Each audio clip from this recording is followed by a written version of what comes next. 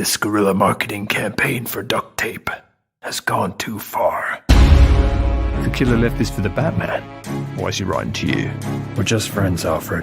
You know it wouldn't kill you to write me a letter every once in a while.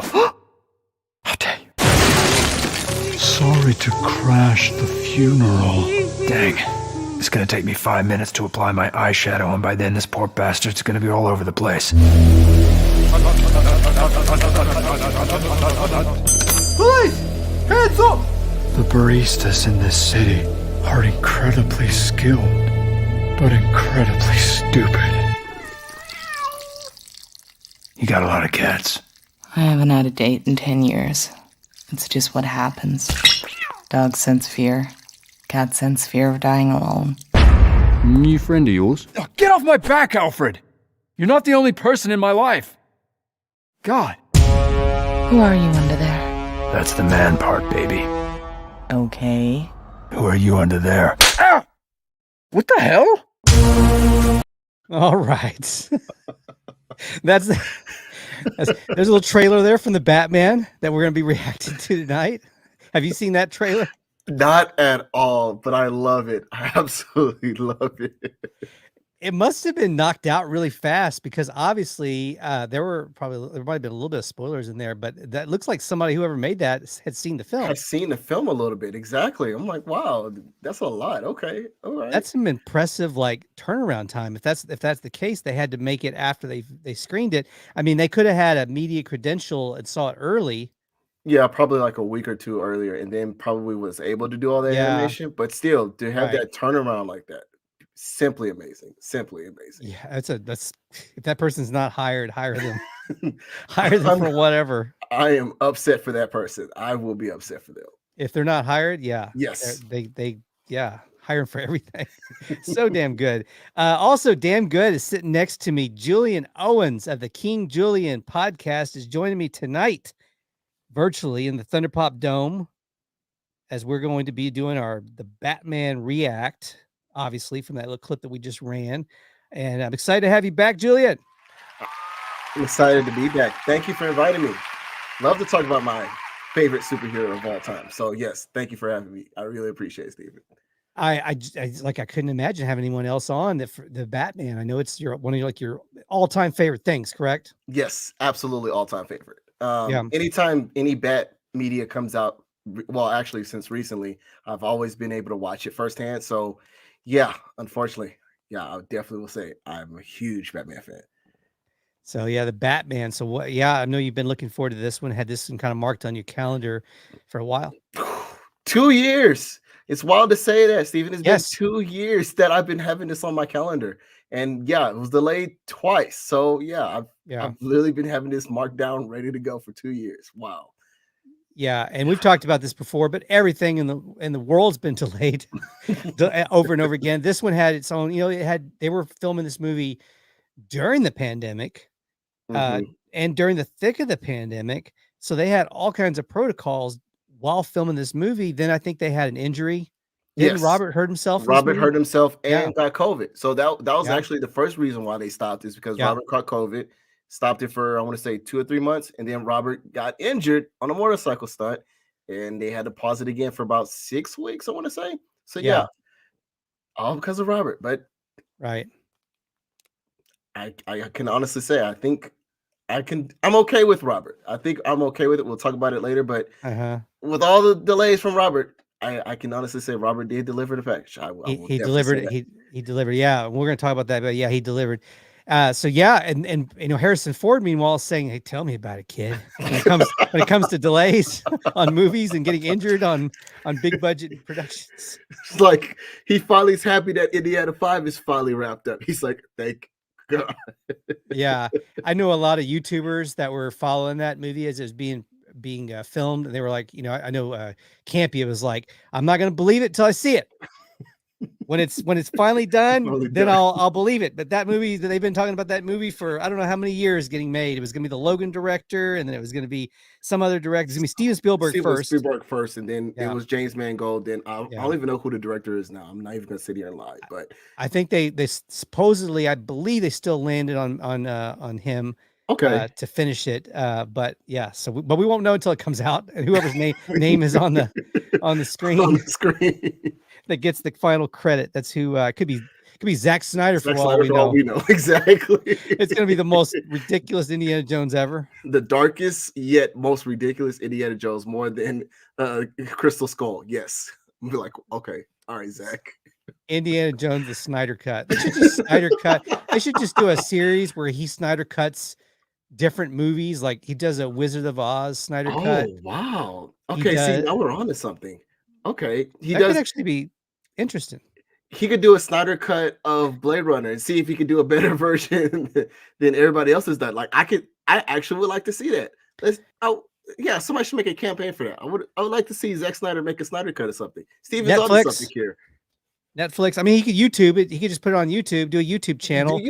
Exactly. Millions and millions of hits. So who needs HBOMax or a streaming service to pick that up? But the Snyder Cut or Snyder Vision, or whatever you want to call it, and then each month he takes a different movie that's a classic movie, and he can even do a rom-com Snyder Cut. See, all right, now you're picking my brain. I want to see what rom-coms you could do, like 13 going on 30. Yeah. Things like that. Okay. All right. See, now you're piquing my interest over here, Steven. Okay. I need somebody to get on the campaign and do this, like how we did for Restore the Snyder Cut. Yes. Let's do a YouTube channel for Snyder. Come on, let's do this. Let's get that. Okay, so you're gonna work with me on this. We're gonna get this done. Yes. I love it. Andrew Cecil Robertson coming in, my buddy from the UK, says hello from the UK. Long time. Hope all is well.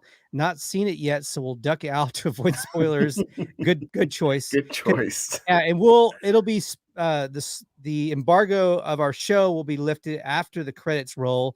And I'm Stephen Presley, and again, I'm joined by Julien Owens. We are going to react to The Batman. We're going to open the show with a Thunder Take, where I'm going to ask Julien a question about the Avatar sequel that we now have heard is officially another movie we've heard about. Well, no movie has been talked about for longer. 12 years in the making. Yeah. To finally get a sequel to Avatar, which was the biggest movie of all time up until I think just recently. Yep. Till about 2 years ago from Endgame. Yeah. Yeah. I think it was finally surpassed with the Avengers. So it took the Avengers universe building for almost 10 years themselves to surpass Avatar, which was just a movie that showed up out of the blue without, any kind of build up. But now 12 years in the making for the sequel, but they're finally going to have a sequel. I'm going to ask Julien a question about that in the Thunder Take. We'll talk about it in the Thunder Take. We'll have our usual tropes, agree or disagree, thoughts and advice. It was quite a week. We talked about this before the show. It was quite a week. We may get into that a little bit as well. Emotional week. It was exciting, but it was also an emotional week. But I'm glad you're here with me, Julien. Looking forward to reacting, and let's do the roll.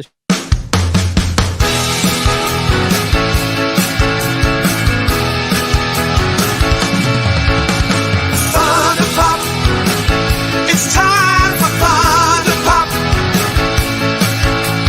Don't make me say it again. Thunder Pop, Thunder Pop, Thunder Pop. I will not say it again. Thunder Pop. Okay, I lied. Thunder Pop, Thunder Pop, Thunder Pop. Oh, Thunder Pop. Here we are, 158th episode, the Batman React. I got some questions for you, Julien, and I'm looking forward to hearing your final score, or your score at least for the first week after on the Batman, to see if you can give me a score on that. We're getting to Thunder Take. So Avatar, are you a fan of Avatar? Not as huge of a fan I once was when I was in high school, but I can say I'm a fan of Avatar and what James Cameron did. I will say that. Seems like that was his last big movie. It was. Was that kind of the last? Wild? Yeah, it's so wild. It's been 12 years. He was supposed to do Alita Battle Angel, but gave it to his friend. Yeah, and said he wanted to do the sequels of Avatar. Why? I don't know, but yes, this is the last project he did was Avatar. Yeah. And he seems like he's dedicated years of his life to getting new avatars, multiple Avatar sequels made. Yeah. And he's got some of the band back together again. I know he's got also Kate Winslet's on board. He's back from his Titanic days. Which I was very surprised about. I was like, wait, Kate you brought Kate Winslet back after Yeah. who vowed to never work with you again. Yes. Okay. All right. All right. All right, James. I don't know how you pulled that, but I'm down. All right. And I So- mean, he got her to get in water again, which is the whole internet's conversation is that James Cameron seems to love getting Kate Winslet wet. And to your point, I passed by this. I want to say maybe actually late last week. Yeah. This man built a 900,000 gallon ton tank Yeah. to recreate ocean currents. And that's okay. I mean, if you got that kind of money, James, just throw it out there. But Yeah. wow, okay. He's a mad scientist, isn't he? He's the mad scientist Yes. of filmmakers. He just does these things that are just so and every now and again you'll hear about a director like that that's extremely quirky, but they do produce more often than not. I mean, another example for me, and he hasn't directed a live action in a long time, is Mike Judge. But Mike Judge had filmed Idiocracy here in Austin, and I know a lot of people that worked on that movie, were extras on that movie, and he was notorious for just weird, quirky perfectionist about certain particular things. Right. And I think what is very interesting specifically about like, Mike Judge, let's even put another person in there, Steven Spielberg, the man who takes many takes on things that really doesn't need to be taken 80 takes for, things like that. Yeah. You're right. It's very quirky. I never would have guessed that these directors, after looking at the backstory and behind the scenes, that they would be like that. But as you mentioned, the product that comes with what they are doing is just phenomenal. Let's go back even 12 years before Avatar, when James Cameron literally built an entire ship for Titanic and put it in New Mexico and was like, all right, I'm gonna make a whole tank just to put the Titanic in. Yeah. Like, how why are we doing that? But okay, James. Okay.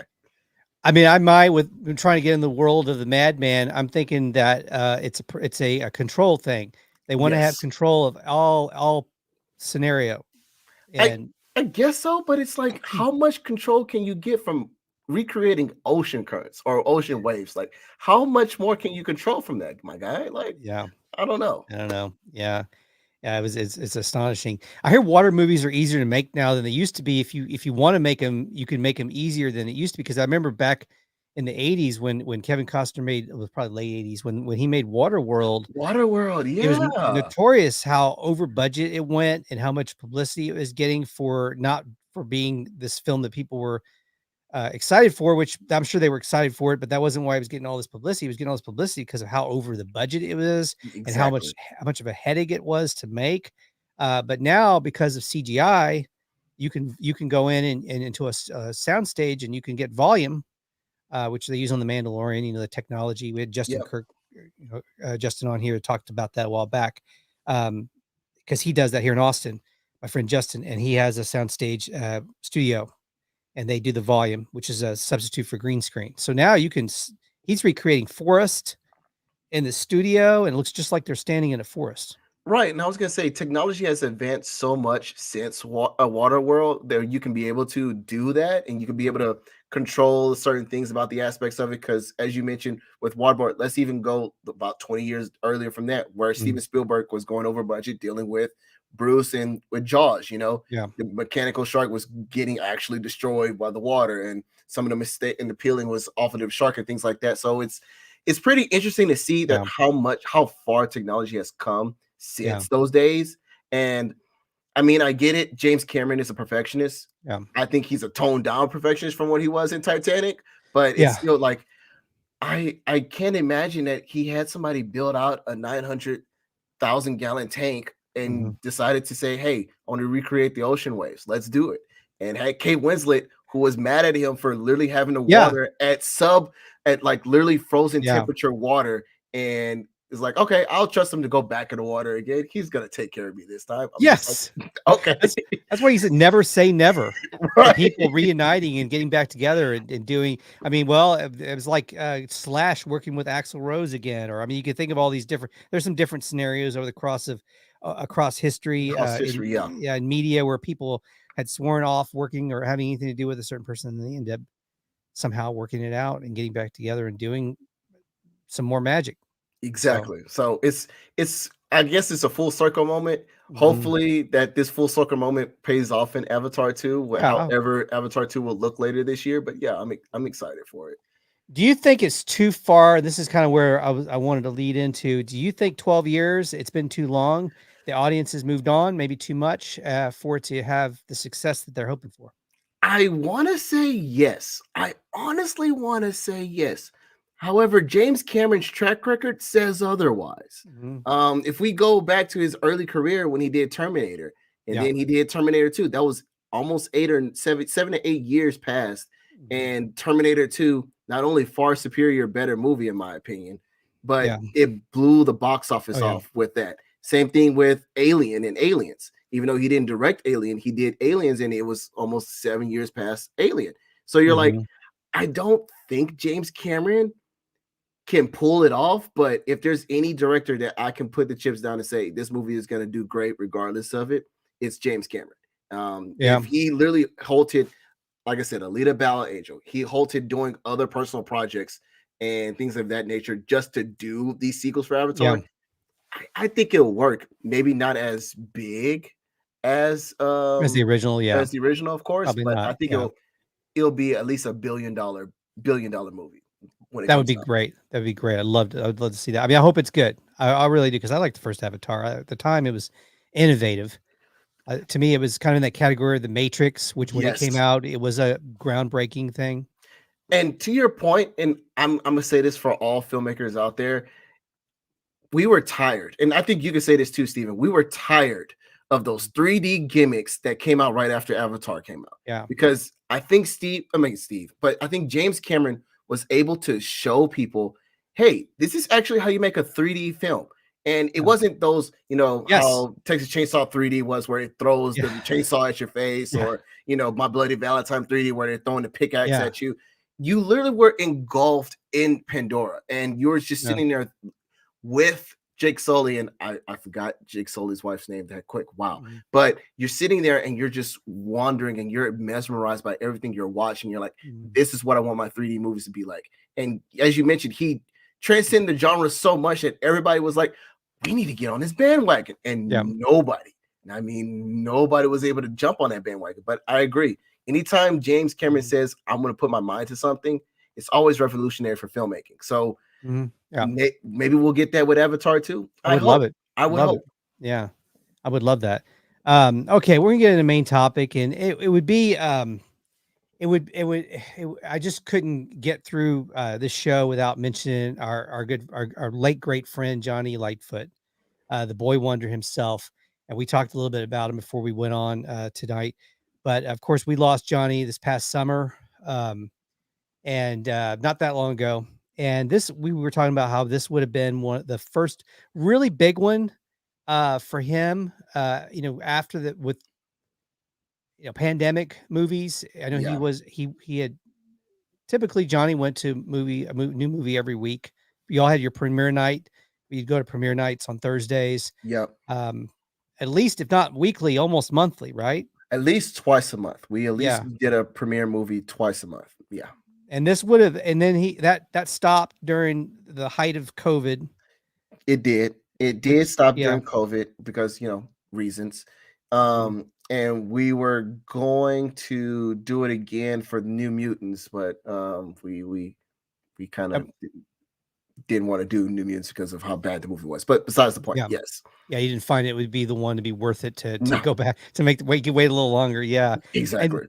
And I used to go to a movie once a week, most every week. I'd find whatever the movie was I wanted to see that week, and I'd go see it. And I stopped that tradition before COVID, and I went almost a year without going into a movie theater, which was weird for me because that had not happened in many years. The first movie I came back for in the theater, I think, was in October of 2020. I returned for Dune. Okay. Yeah. All right. Okay. I went to a matinee. It was a weekday. It was daytime, and it was an empty theater. It had been out already a week and a half, and I had a whole theater to myself. It was like sprinkled a few people here and there around the theater. And then November, Ghostbusters Afterlife, and then December I went to Spider-Man No Way Home. And then now it's been a couple months since I've been again, and this was the next one I went to. First one for this year that I've been to theater for was the Batman. I wish I can say that. This is not my first movie I went to. I went to go see an anime movie called Belle. That was my first movie I watched this year. But after Belle, yeah, I have not watched a movie after that since, and it was the Batman. Unfortunately, my movie that I did waste my first time going to it during pandemic was The New Mutants. So you went ahead and went and saw it. Yeah, even though we had got a lot of bad things. I mean, a lot of bad things were talked about this movie. We said, I said, I'll give it a shot. Yeah. And I regret that decision. I definitely did. And I said, nah, I'm not. This is what I came back to theater for. Exactly. No, I'll wait again. Well, you probably had that withdrawal. You're missing going to having the theater experience too. I know that was driving me nuts when I went back for Dune. I was like, I forgot how beautiful it is, the big screen. And I went to an IMAX Dune. I went to the IMAX Dune. Because that was a movie I wanted to see. Yeah, it was so it was so cool. It was seeing an IMAX because there's so much more what you could see. Way more format and way more screen that you could see. Yeah. Yes. I wish I watched it in IMAX. Only watched it at Dolby Vision. And I was like, I wish I could have got it on IMAX. And by the time I got to it, it was too late. So I wish I had that experience. That first IMAX I'd done in a while. I think maybe I saw either Endgame or Infinity War on IMAX, but I think it was my Endgame was my last. Endgame was my last as well. Yeah, and I didn't do it again for No Way Home.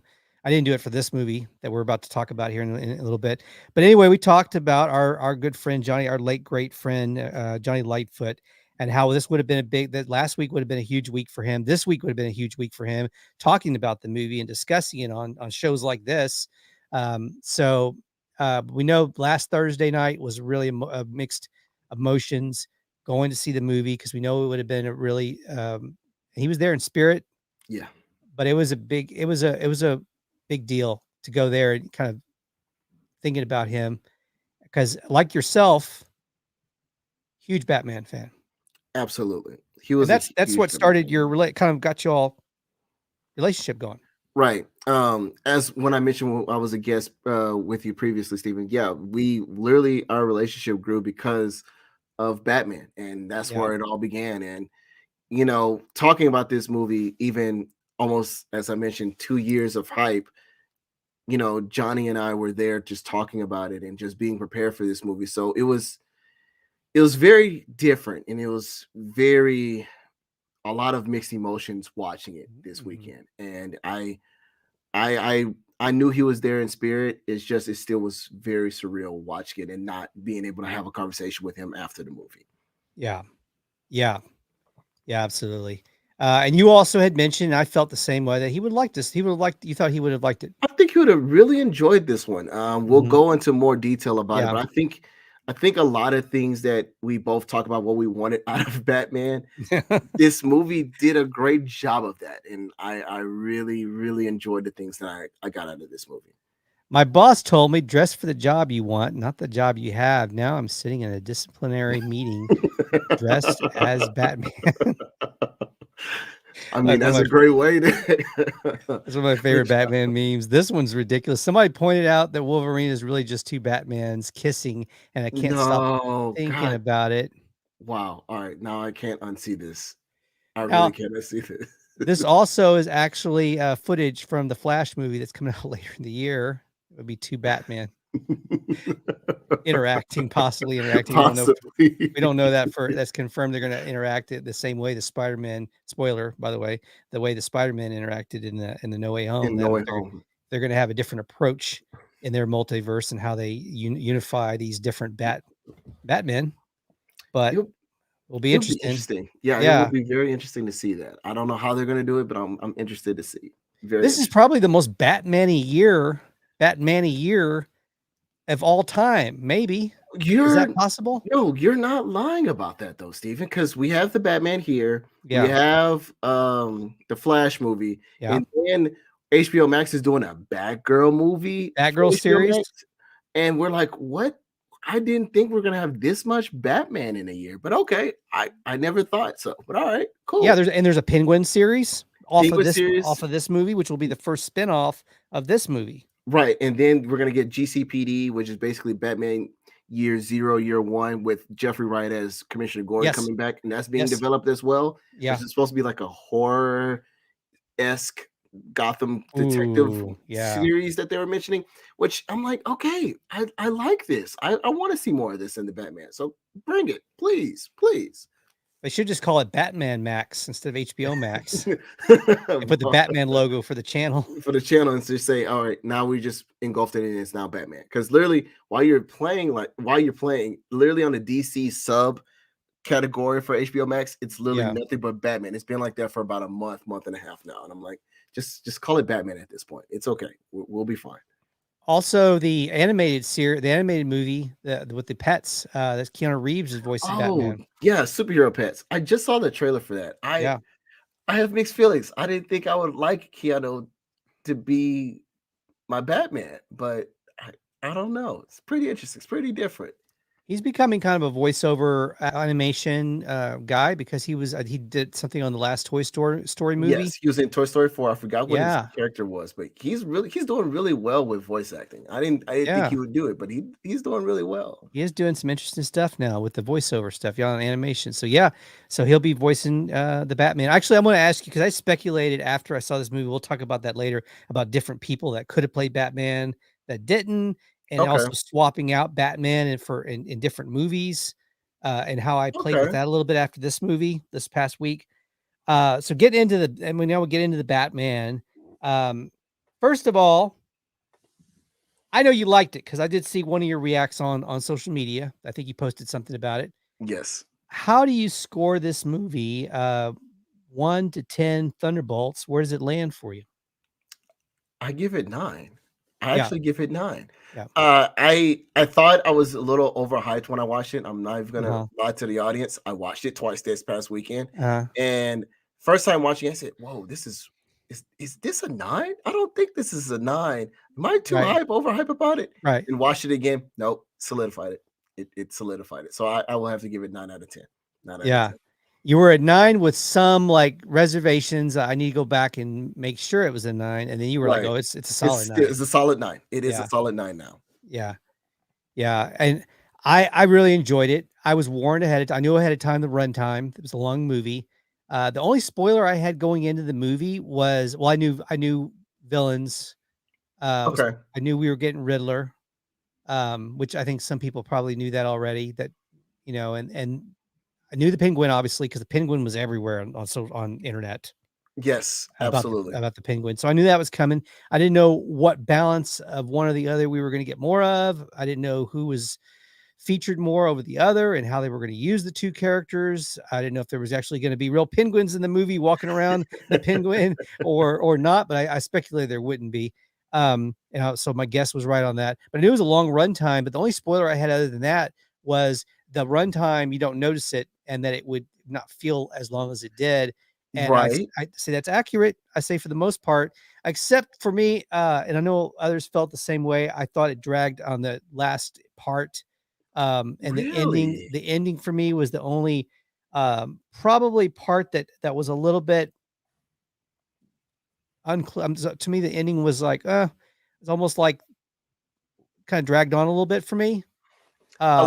You're the third person to tell me that. Somebody told me that this ending reminded them of Return of the King's ending, where it just kept like it was just ending and ending and ending. And I didn't feel that way. Ironically enough, I felt like the beginning ran along too much, in my opinion. Front end where that's where it was dragging, like the first 40 minutes of the film. And then once we got to a certain scene, which we'll talk about later, the movie picked up and just never went back down, in my opinion. But I guess after watching it a second time, I understood where people were coming from with the Return of the King's ending from it, but I still enjoyed it. I really did like some of the parts of it. We'll talk about that later, but I enjoyed some of the parts of the ending. I really did. Well, there were some real beautiful, beautifully shot things, like the motorcycle, Catwoman's motorcycle, and then Bruce Wayne's motorcycle, and the way that was shot. Yes, to me was done. I mean, just some of the most amazing execution, artistic execution in how things were shot in this movie then, and I don't know if I'm overcooking it. You can tell me if I am, of any DC movie previous live action. No, I completely agree with you. And I was telling this to my brothers. By the time this is released, the podcast that we did for it will be released. But I was telling my brothers, like, this is the most beautiful shot Batman movie I've seen. And Yeah, I'm that's not totally fair. and I'm not gonna knock this to The Dark Knight. I'm not knocking it because I Mhm. still, spoiler alert, I still have this under The Dark Knight. It's just the way that Greg Fraser, the guy who did the cinematography for this film, Yeah. the way he just shot Gotham in itself and then the people in general, you're just like, wow, this is beautifully shot all around. Mhm. And I didn't think that I would enjoy the cinematography as much as I did. I like a whole bunch of these scenes I can use as a screensaver for my computer.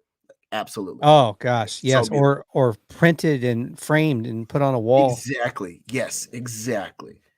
Yeah, just some of the most beautifully executed filming and shooting. And anybody that wants to become a cinematographer or a director of photography, this is a great movie to study Yes. and what they did, and whoever is involved in it outside Matt Reeves as well, studying that and studying their work, because it's just amazing. The score. I heard the score before the movie. I heard the theme song. I listened to the theme song Yes. before the movie, and I think it was in some of the trailers. And it's that dun dun dun dun dun dun. It's like dun. I had it earlier. I had it down. Dun dun dun dun. Or now I'm off. But anyway, it's like I heard one person on social media complain about it, say it's a 2-note theme. I'm not sure. I love the movie, but I'm not sure about the 2-note theme song. When they said that, I kind of thought about it. I was like, yeah, but you know what? It's a little different, and it does stick in your head, which a good Yes. theme music usually sticks in your head, and it's memorable. I was gonna say that it's very memorable. I mean, unfortunately, you're talking to a huge Batman fan. Yeah. I have 3 composers who just did a phenomenal job with Batman. Danny Yeah. Elfman with the 89 and 92, Oh yeah, and then still. right, Hans Zimmer with the trilogy. And I feel like this kind of is right there with Hans. My issue is as they mentioned, yes, Hans uses more horns and more instruments to be able to give this Mhm. off. Whereas Michael, you could tell he just was using strings and horns more so. But I don't know. It just sounds very epic. And as you mentioned, literally on the drive home, both times I'm just going dan dan dan dan. I was And I'm just yeah. like, Dun, dun, dun, dun. There it I'm is. like, Dun. I loved it. I loved it. It's still stuck in my head for some apparent reason. And it's been what 4 or 5 days past. I'm like, I'm sorry. This is a really good score. Yeah, and you can see you have some tough competition, some stiff competition with other composers that have done very memorable Batman themes, and so you have to do something. You want to do something different, but you also want it to still be memorable. You want Exactly. it to fit this story, this particular version of the Batman, and I think they pulled that off. So yeah, I'm on board with the theme. This for me, okay. So I'm gonna tell you, I love the film. I'm gonna give it 8 Okay. Thunderbolts. 8 Thunderbolts. Um, it's one of the things where I have not seen it a second time. I may go higher after watching it again. I think the reason why I may be giving it 8 is because I'm such a huge fan. I still love The Dark Knight. And for me, the Okay. Dark Knight trilogy right now, knowing that it's 3 movies against 1, is still right now my favorite Batman series. I'll agree. I would Yeah. completely agree with you on that. We'll talk about it later, but I agree that The Dark Knight is a better series, but and this might be a hot take. I think that this is probably the best intro Batman movie, in my opinion. We'll talk about it later. I really do love what Christopher Nolan's done with the Mhm. trilogy. However, in terms of showing character growth or Bruce Wayne character growth and character development, in terms of the first movie, I think that this movie kind of takes that kick, and we'll talk about that later. But Mhm. yeah, I really do enjoy it. But you're right, it's not better than the Dark Knight. Dark Knight's 10 out of 10 for me. I do think it's the perfect Batman movie, perfect superhero movie in general. This Yeah. is just a really great comic book accurate Batman movie, in my opinion. It is. I mean, it's not like it's way off No, from and scoring it with Dark Knight, and it also has potentially a couple more movies to, because honestly, I like the second movie better than the first movie with the Dark yes, Knight. and then it really elevated it for me in the second movie with Heath Ledger's Joker and what they did. I thought they built off of what they had done with the first movie. I remember being wowed by the first movie, but also not the way I was with the second movie. At all, no. At all, no. Like when I watched the first movie, I mentioned this in our vintage movie review series. I watched it and I was like, this is a really good Batman movie. Yeah. But it wasn't fantastical. Like I wouldn't put it that way. It wasn't like how I felt with the Dark Knight when the Dark Knight came out. When I watched the Dark Knight, I literally sat in my chair until the credits roll, and I don't usually do that often. Especially when I was 12, 14, and 15 when that movie came out, and I sat there and just thinking, I just watched the most cinematic masterpiece of a Batman movie I've ever saw in my life, and just had to sit there and just sink into that. And you're right. I think that Matt Reeves, at least the stepping stone he has for this, could become initially maybe a Dark Knight, but it's not there yet. It's not there yet. So all my friends who are saying it's better than a Dark Knight, I need you to hold your horses. It's not there yet, but it could be. It could be. Now, my favorite Bruce Wayne and Batman is still Christian Bale right now. Okay. Over Robert Pattinson, over Ben Affleck. Although I did like, but here's the thing: Ben Affleck was the perfect Batman for the Justice League and the DCEU. He was the perfect Batman for that version of Batman. I thought that I thought Christian Bale was the perfect Batman for the Dark Knight series. Right. And I liked what he brought. I thought he was interesting to watch. He added a little bit of humor without going overboard. He went a little bit too far, maybe with the voice at times. Just a little bit too far. But overall, I liked what he did. I even liked the stuff in the third movie where he is down and out, because I love a comeback story. Yes. Give me a comeback story. I'm there. Coming from, the odds are all stacked up against you. I like that. I'm a sucker for an underdog story. Exactly. Yeah, the element of that movie, seeing that I thought he did well with that. Changes his appearance to look sad, and then come back as the triumphant Batman. Robert Pattinson, though, the perfect Batman for this story. I couldn't see any of those previous Batmans that I mentioned. Ben Affleck, even the younger Ben Affleck, would not have fit for me, and as well as Robert Pattinson. Nor would have Christian Bale had fit in this story, in this Matt Reeves Batman. I did try to think who would have fit in Robert Pattinson's role, and actually, who I go back to? Who? Let me see if we're on the same person. He's a very different Batman in his Batman movie, but I think he could have played this version of Batman.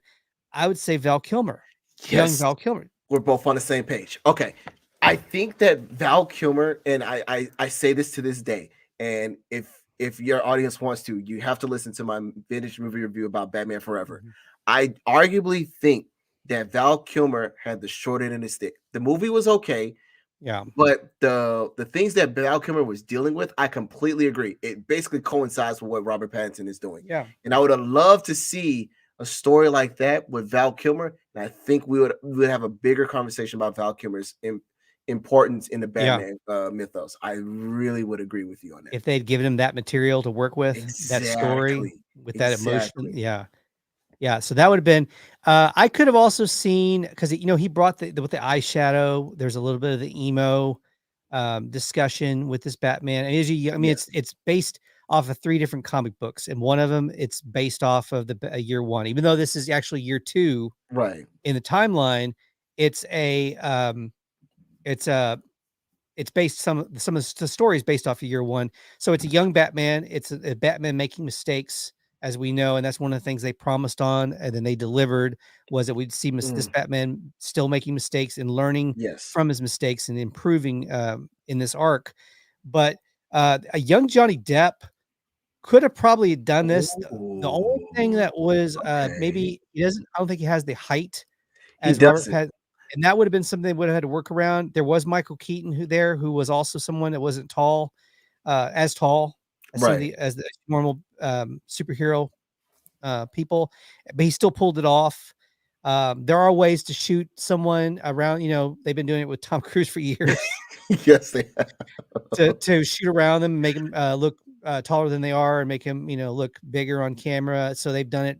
They could have pulled that off. I think with Johnny Depp, he could have probably done something like this too. I agree. That's pretty interesting. I think that when Johnny Depp was, I wouldn't say fighting for it, but when Johnny Depp was in negotiations to be Batman way back when, I think that he would have actually loved something like this. I tell this to people all the time. If Johnny Depp took Michael Keaton's version of Batman, he probably would have maybe did a better job, but I still love Michael Keaton in general. Yeah. But having a Johnny Depp with this script and this role and just plop him in this, he probably would have killed it. You got to pull it off. Would have pulled it off. I really would have thought so. Yeah, I really would have think so. And they probably could have kept Zoe Kravitz as Catwoman because I think Absolutely. her height is not going to overpower Depp's No. In the scene. By the way, although now Zoe Kravitz, my favorite Catwoman. Really? Yeah. I still got Michelle. I got Michelle still up top. I don't know why. Love Michelle. I really do Michelle. I have Michelle Pfeiffer as my number one.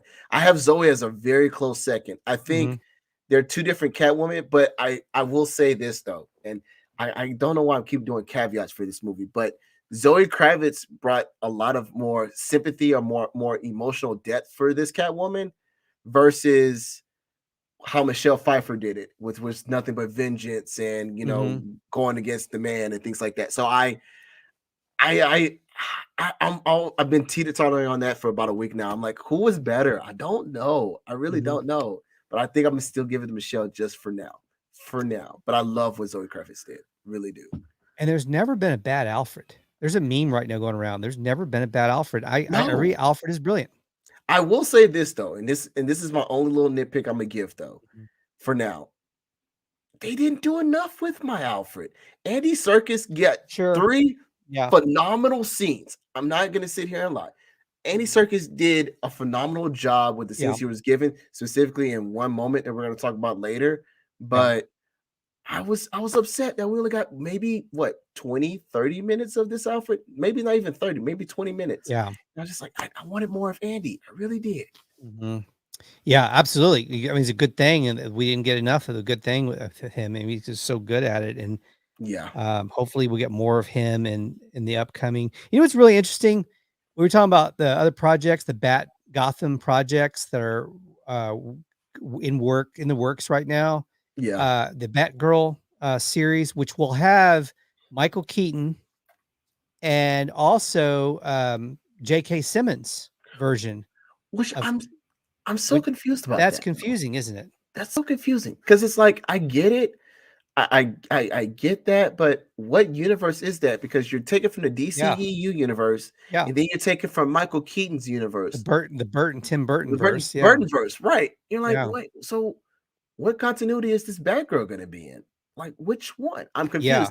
They're saying it's in DCEU, but then you're going to have to explain to us how is that the case? So was there always a Batman we just never knew about? Yeah. Is this? I mean, is she? If it's DCEU, she's in the Affleck universe, right? The Ben Affleck version of Batman Gotham.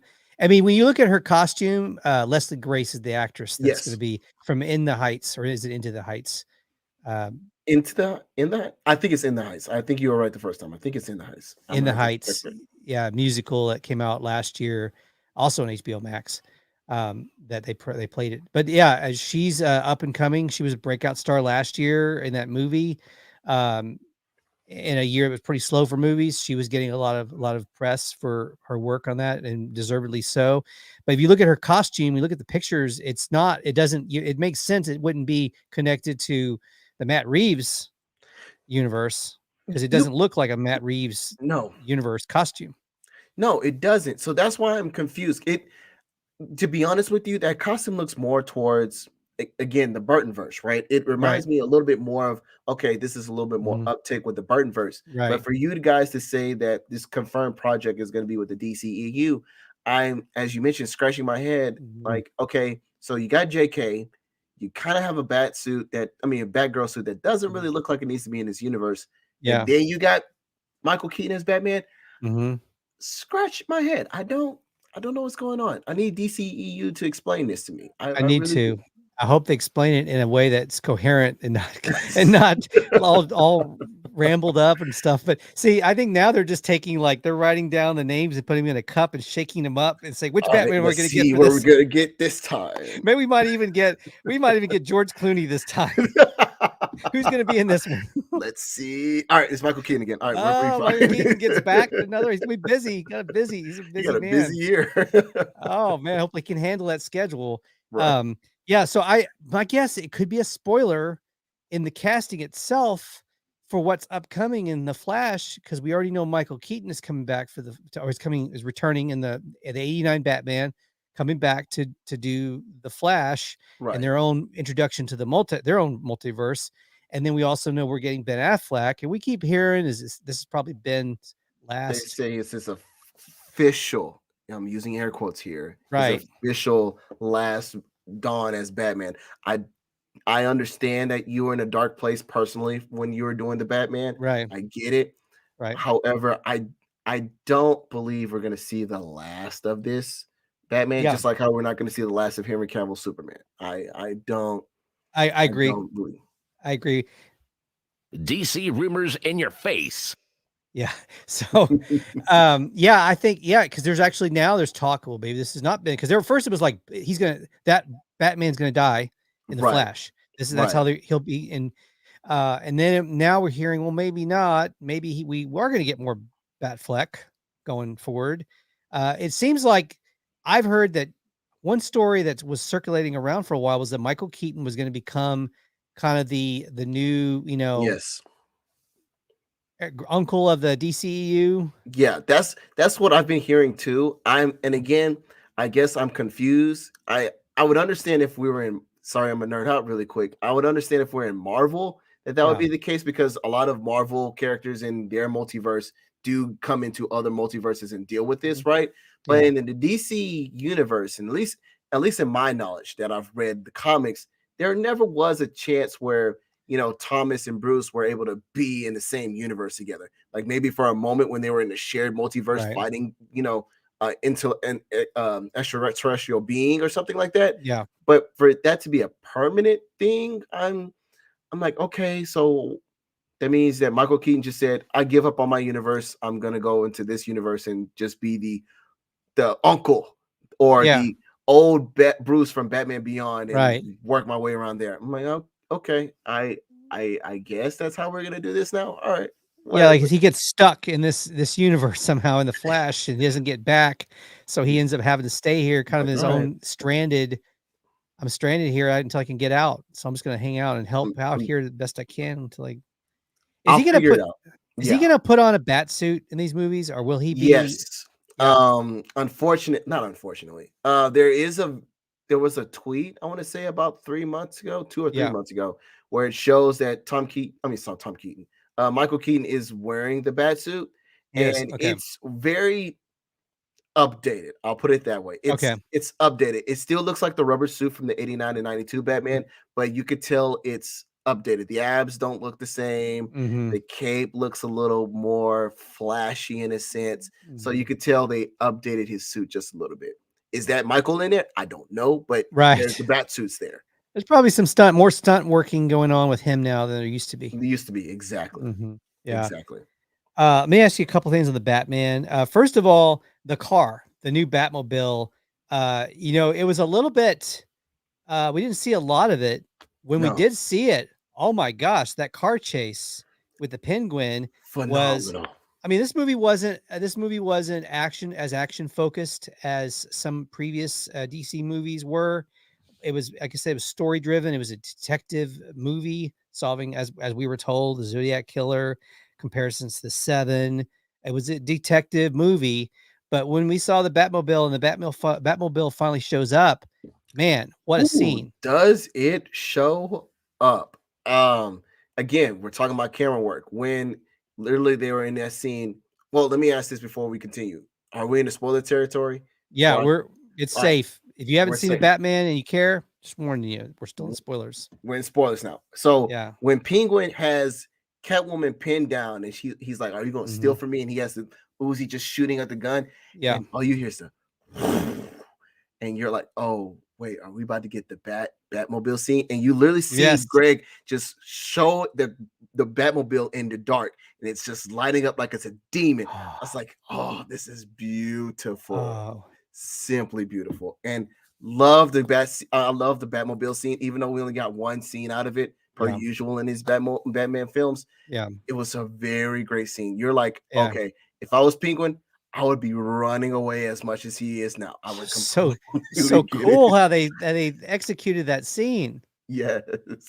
From the moment he basically comes up side by side by by Batman, and he's like, all right, let me see if I can shoot him. And literally you're like, oh no, it's bulletproof glass, bro. Mhm. You're not getting anywhere. And he's just literally panicking through the streets of the Oh, Gotham man. City highway trying to get away from Batman. I love it. I loved every moment of it. Absolutely. You mentioned, I mean, obviously all the things you liked. You said that for you, the start of the movie opening, if anything, was some a drag. It would have been in the front, not on the end of the movie, like others Yes. had said. What of this movie did you not like? Were there any nitpicks? Yes, there were nitpicks. I hate to say this. Joker, Bill, I can't pronounce his last name correctly. I think Right. it's Killer or something like that. He was Druid from Eternals. Yeah. I That's I right. feel Yeah. like it was shoehorned in. I'm not gonna sit here and pretend. Mm. His laugh just seemed like it was being developed, but it wasn't there yet. And Yeah. it's like, I guess Matt Reeves, as he mentioned in one of his interviews, he wanted people to know that Joker is in this universe. But in Right. my opinion, as I've said multiple times, and I will say it on record here for you, Steven, Yeah. I get that we need to show that there's a Joker in this universe. Sure. We don't need a Joker in this universe, in my personal opinion. It's like we've seen Joker way too much. Mhm. There's way too many other Batman villains in his rogues gallery. It's okay that we don't need a Joker in this universe. He It's could completely fine. take one off. He can sit one out. Exactly. That's how I feel about it. It's like I get it. I get Mhm. that we want to see his yin to his yang. I get all of that. Yeah. But at some moment, guys, let's pump the brakes. Let's just reassess and let's use some other villains in this role. And I just felt like it was a little shoehorned in. That was one. I will say I did not like the idea that we didn't get enough of Penguin, and Penguin was, just I call him a heavy. He was a heavy in this film. Yeah. That's how he was used. Yeah. And don't get me wrong, I get it because that's how Penguin was in the beginning of it. But for him to be a heavy, but only in the movie for also 10 to 15 minutes, Yeah. kind of like, what's the point in having a heavy if you're not going to use them? Yeah. So it was those, and I think my last thing was, as you mentioned, the only thing I will say is that the final scene that we got with the film, where they're both driving off out of the, I guess you want to say that was a graveyard or wherever they were. Mm-hmm. I will say that maybe cut off a minute of that. Like, I get the cinematography is beautiful and it was beautifully shot, but we were on that scene just a little too long, just a little bit too long. That's where you would have liked to cut some slack. Yeah, cut a little bit extra. Yeah. And we know now we're gonna get a Penguin spinoff, which I'm happy about because I really need more Penguin in my life. Yes, I agree. So they're gonna give us that, and it'll be interesting to see what they do. We talked last time you were on the show. We talked about all these DC projects and where they kind of overdoing it a little bit and taking on too much more than they can handle, which still is a possibility.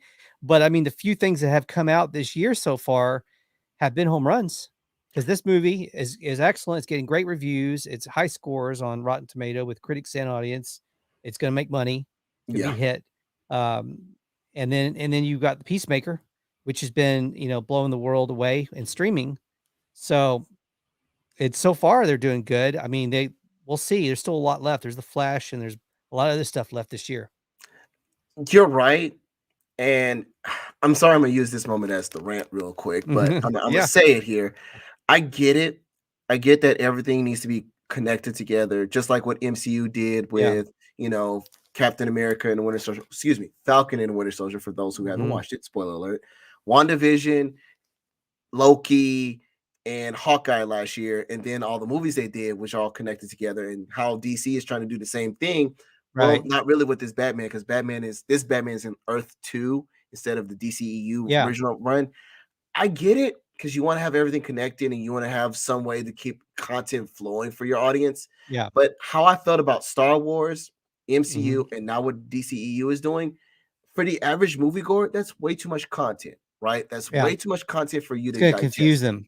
Exactly. And Mhm. the issue is now I understand that, you know, you did Peacemaker because it was after Suicide Squad and you're trying to find a way to bridge the gap between all these movies, just Build like out what that. MCU, right? Mhm. Like what MCU did with all the TV shows from last year. Yeah. I get it, but at sometimes I feel like we need our projects to breathe in a sense. I Mhm. love the idea, and this I sound old, I'm about to say it, but I'm gonna say it anyway. I love the idea from like 10 years ago, like when the MCU was just building up.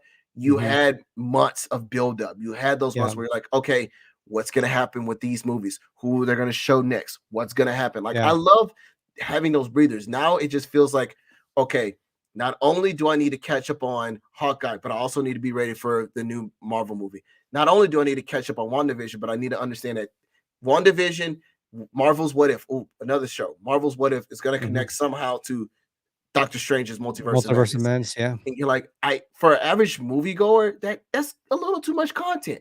And Kevin Feige, he did on record say that you don't need to watch those to see it. He will catch you up in the movie in True. some way, shape, or form. True. But for me, it's like, as an average moviegoer, that's still I feel like I will be caught out of the loop if I don't watch the information. So at some point, I Right. might just give out on that. And so I'm like, I get it, but at some time, guys, it's okay not to make projects of everything. It's okay not to do that. It's Yeah. fine.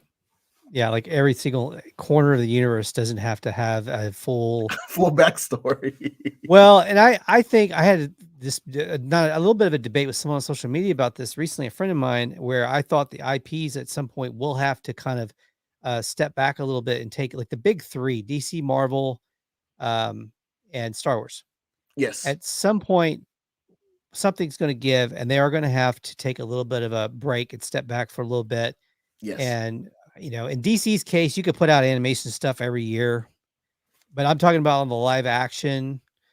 But you could put out a Batman animation every year in and year out. It's fine. That's fine, right? The But comic book audience is going to go to that and see it on whatever streaming service it's on. But for for theatrical releases, for streaming series, and you might be able to go like the real deep cuts and focus on like a dark corner of each of those three universes for a while. right, something Yeah. like that, right? Yeah. But don't.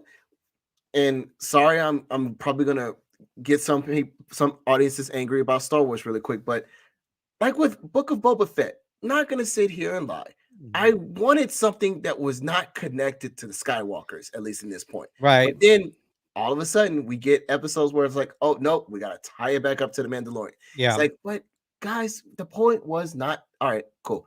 It's And like, all right, Skywalker. right. It's like, okay, so we're Mandalorian just gonna bring back, right? We're bringing back Skywalker now. All right, cool. And then now we're having a show with Obi-Wan Kenobi where we're going back to the Skywalkers. It's like, Going back to that time. Yeah. it's like Kathleen, you said you were gonna try to step away from the Skywalker saga, but all you're doing is just screwing us back in. So it's like, Yeah. I get it, but at some time, as you mentioned, can we get like a 5-year hiatus? That's all I ask, just 5 years, especially after Rise of Skywalker. Just give me a 5-year buffer and I'll be fine. Well, and you mentioned the Joker about the Batman and how they shoehorned the Joker in, and they had his laugh was still kind of like trying to figure out his laugh. And Figure it out. Yeah. Do you think that was not a Matt Reeves as much as it was the studio? Like, gave him a post-it and said, "Joker, Yeah. we want Joker in this." Just, I mean, he was like, "What was gonna? But do I have to do Joker? You already did Joker. I mean, Joker. We got the Riddler. He's gonna be pretty good. It's gonna be cool. Give No. us a little bit of Joker Just a somewhere. little bit. Right. It's just he's part of what we do. You know." Right. I think that's what happened. I think the studio kind of was like, we need people to know that Joker's in this universe, Yeah. right? He talks about in his commentary that, there's a scene where him and Batman are supposed to be talking about how to get into the mind of a serial killer. Yeah. And it's supposed to help him with his case, but the movie would have went way too longer over that. So it's like, I get that we're trying to go this route for him, and that you're saying that this is the early incarnation of Joker where he's starting to learn his laugh. He's starting to learn to be the clown prince of crime. I get all of that. Yeah. But at your point, you also in that same interview, you said there's a specific villain you're looking for. So if you're looking for that said villain, then why introduce Joker in the first place? And I think, to your point, it's the studio. It was literally Warner Brothers saying, "I need you to bring Joker in." We need Joker in here somewhere. Yeah. And we'll have Bugs Bunny eating a carrot in the credits because it's Warner Brothers. Because it's Warner Brothers, exactly. Yeah, we'll put that in there too. It's like, who? Bugs Bunny? Who's that? Who's that? No, All right. 'cause some people have never heard, probably like there's at least one generation have never heard of Bugs Bunny at this point. Unfortunately, I know because I have some cousins who are like, "Who's Bugs Bunny?" I'm like, "Oh no, Yeah. I'm that old now." Okay. Because the IP, I mean, they kept Mickey Mouse pumping out. Disney kept Mickey Mouse pumping out like continuously, but Bugs was kind of on the ice for a while. For a while until Space Jam: A New Legacy for any Right. of those who decided to watch that movie, so it's like, They put that on ice too long, and now it's like, can they get it? Can they restore it and can get you it back? restore it, please? Can they restore that? Is it still time? Just like with the Avatar, 12 years on ice, so like, will there be able Will to it still work? We'll see. Yeah, is there still room for it?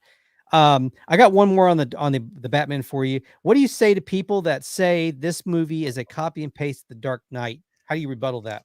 I strongly disagree with that. I strongly do, because I think what happened with The Dark Knight mostly, and this is again somebody who is a huge Batman fan. The Dark Knight was more of, okay, I'm dealing with an agent of chaos that's too unpredictable for me, and Batman is basically trailing him.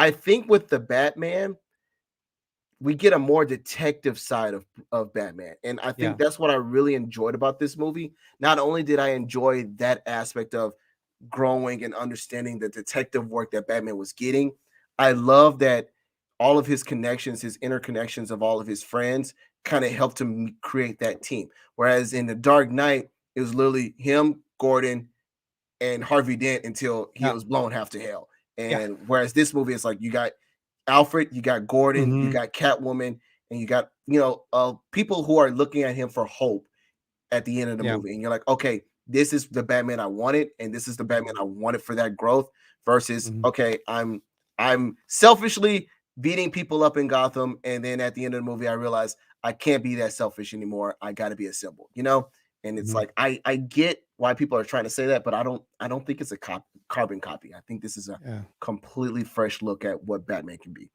Yeah, I thought it had its own. I mean, every Batman borrows from the previous some. Yes.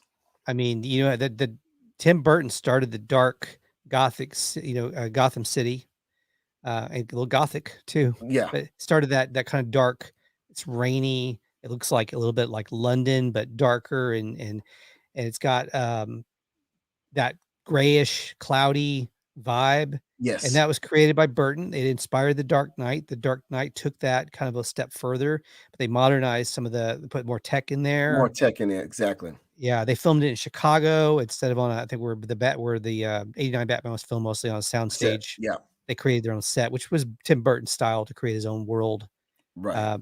And then maybe to go too far with it for the second one. Just a little bit. It was a little bit too far with it for the second one. But he got too drunk on his own stuff. But then so we see the Dark Knight kind of built off of that, but made it more modern, made it more of grounded in reality.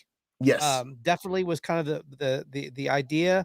And this film, kind of the cyberpunk of both of them, exactly. There's times where I felt like there was a little Blade Runner even in there with the aesthetic.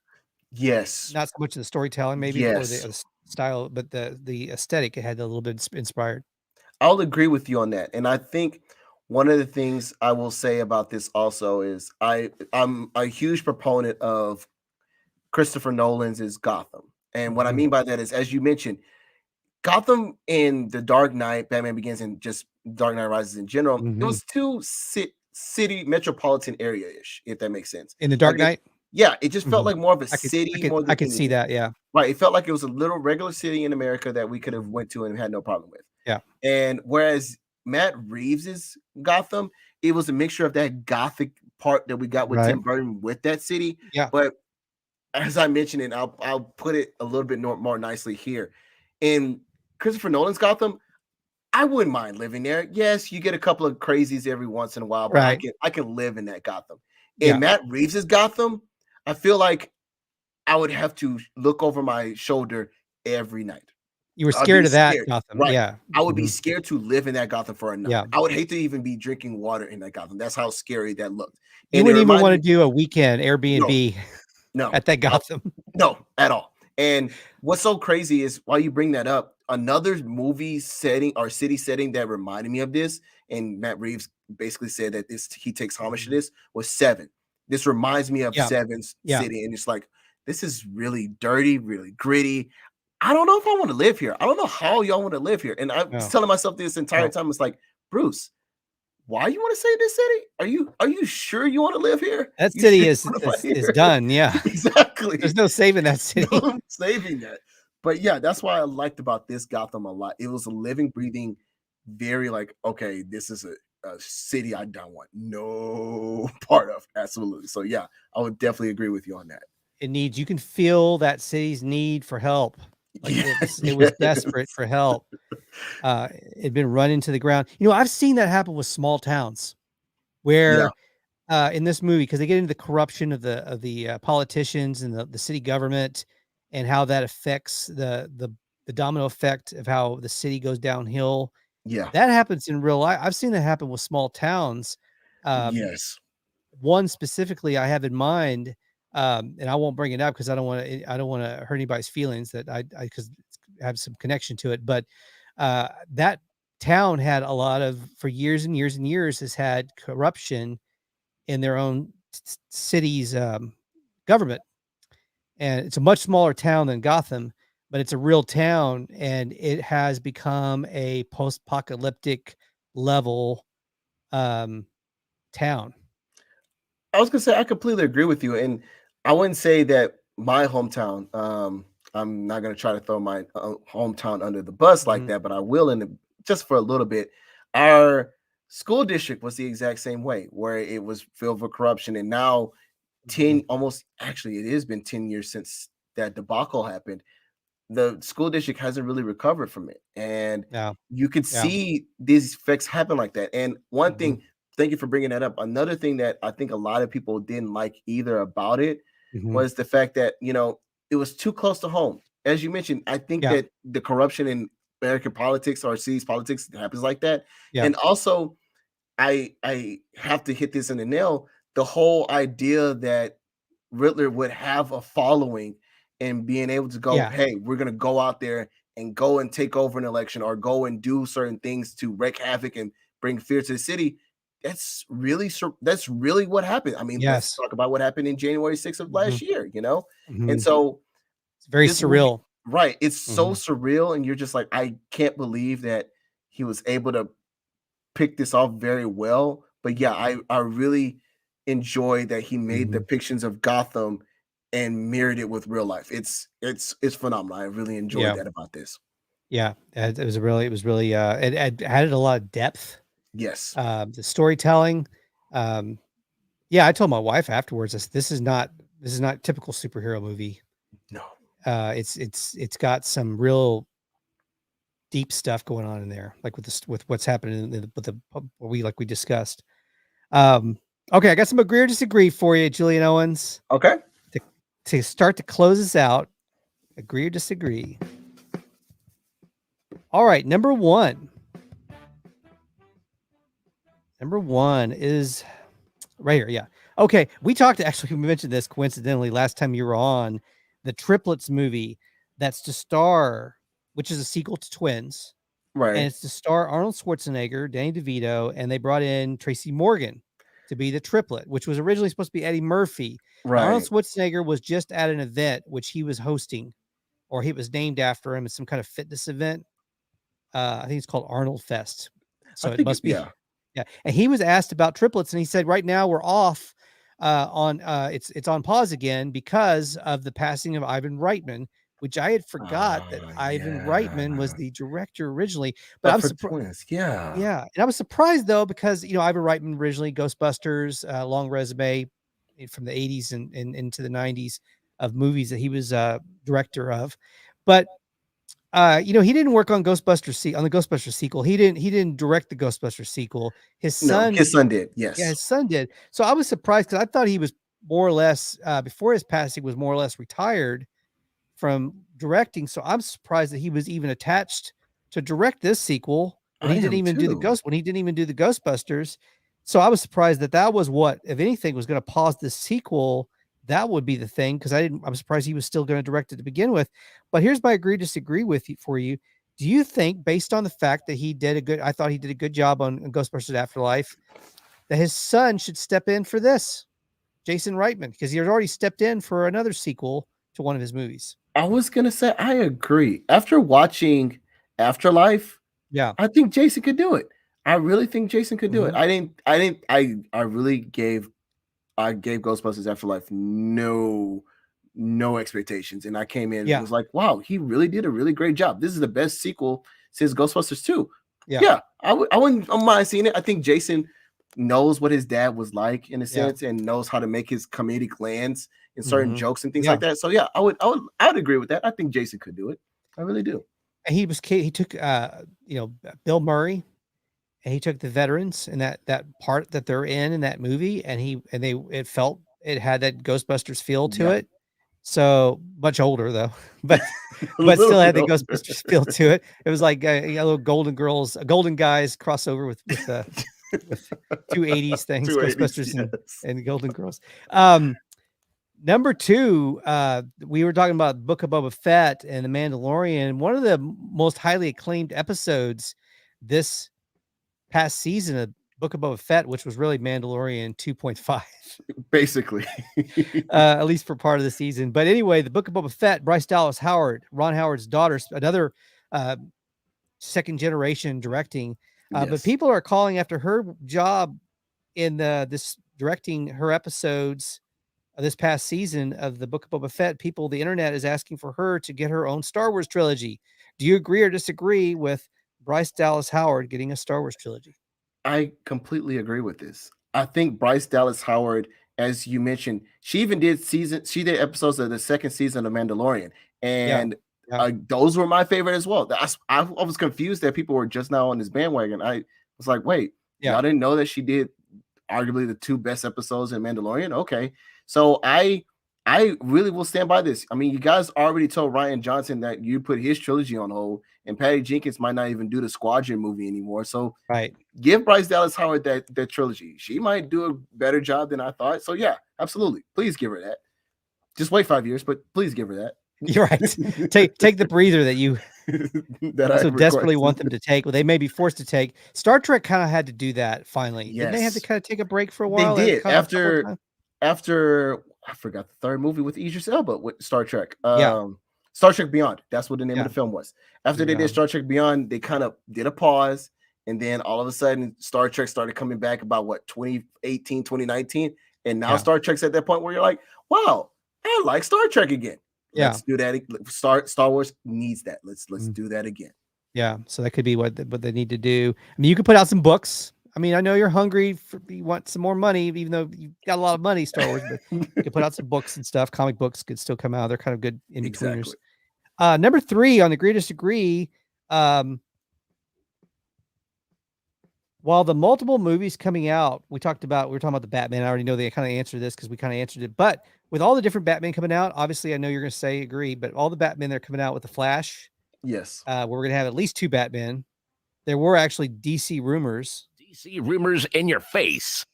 That even Christian Bale's Batman would show up in this, but the internet is going to internet, and I don't know. Of course. I don't see that happening. Do you see that happening? No. Yeah. No.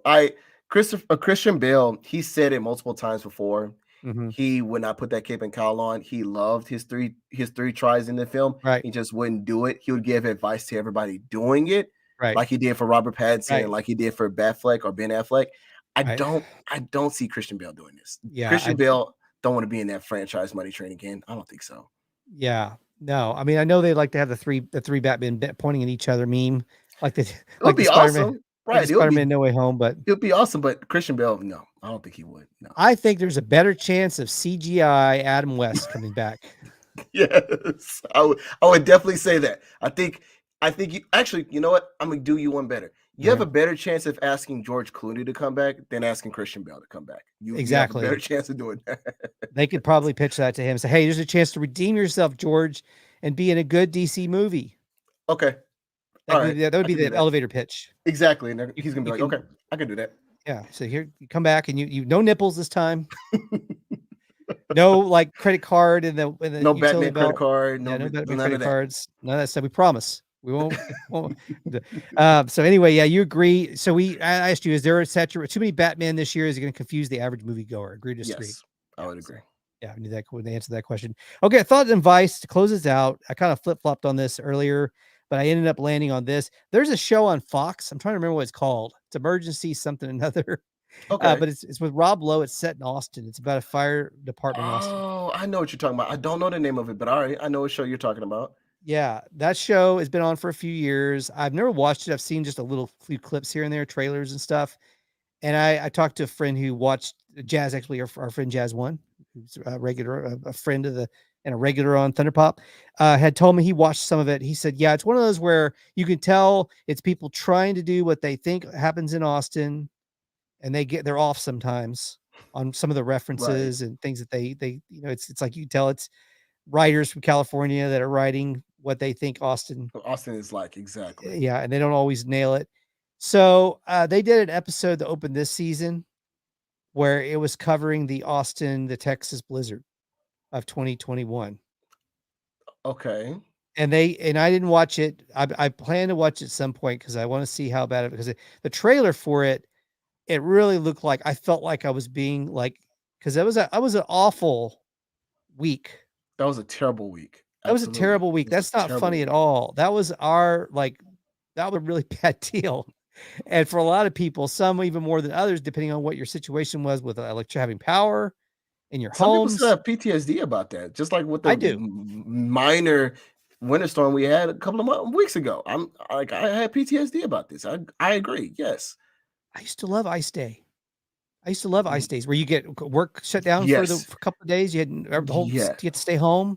Just like we're about to age ourselves really quick, Steven. Just like how you're doing the text scroll for my name right now. Literally, how we would wake up in the morning when it's only 30 degrees out. Like, all right, I'm waiting for my school district. Waiting for my school district. Waiting for my the school district is there. It was like a party. Yes.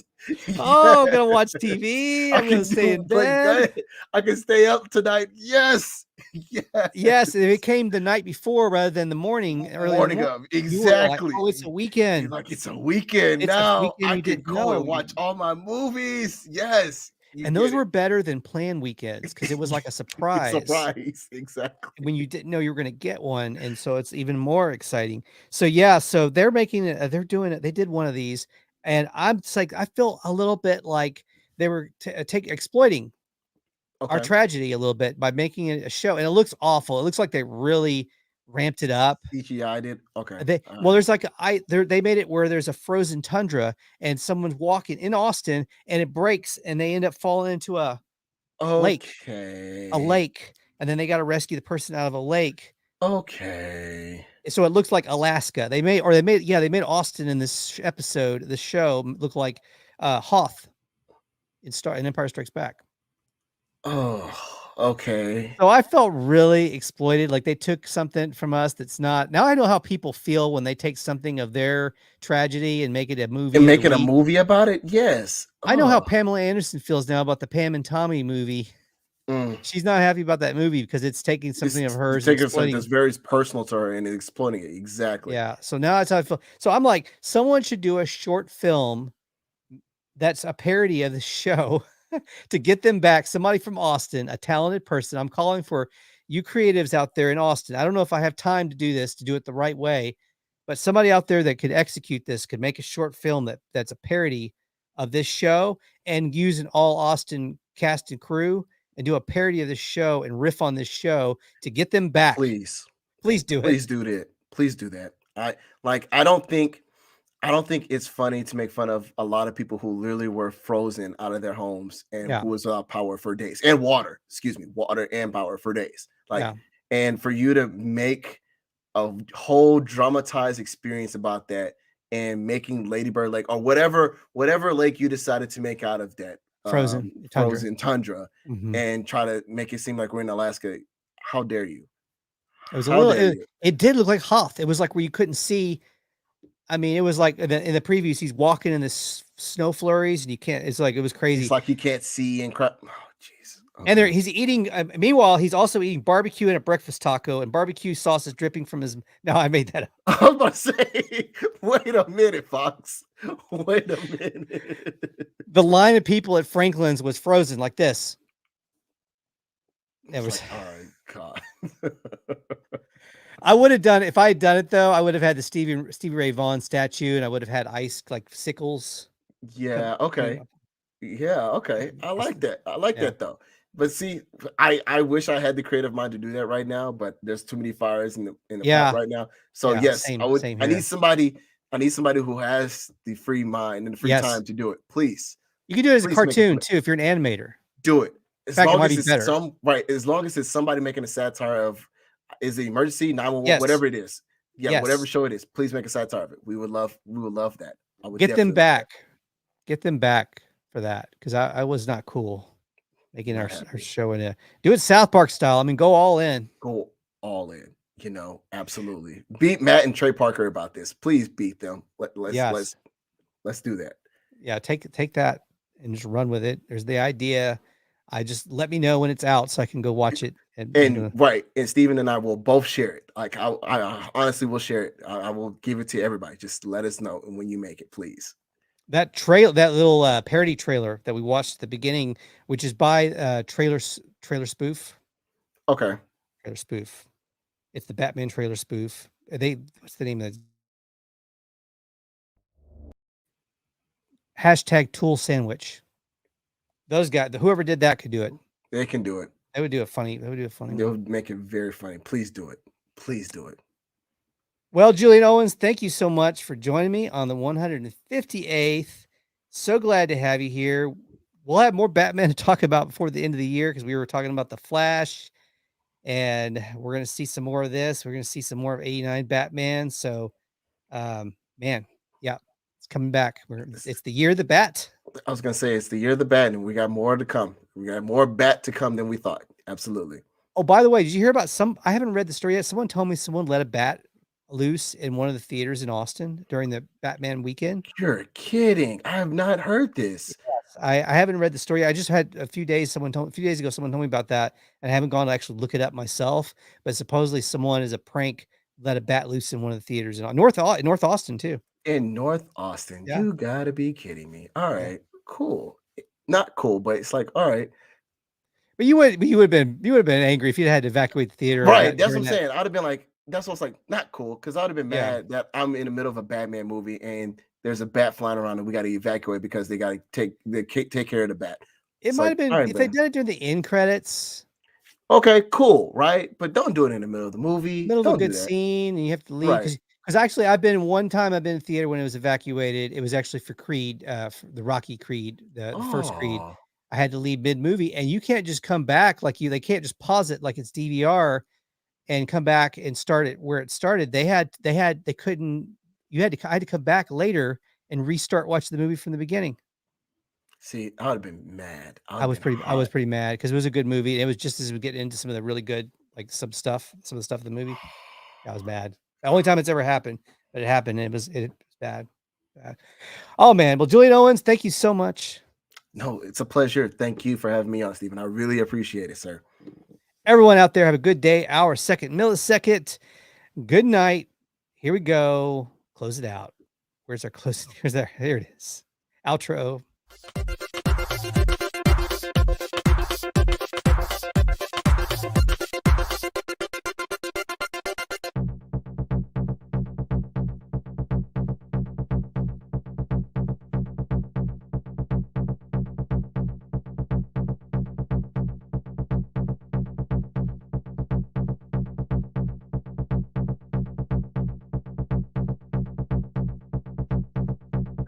Thunderpop is a Hit the Bricks production.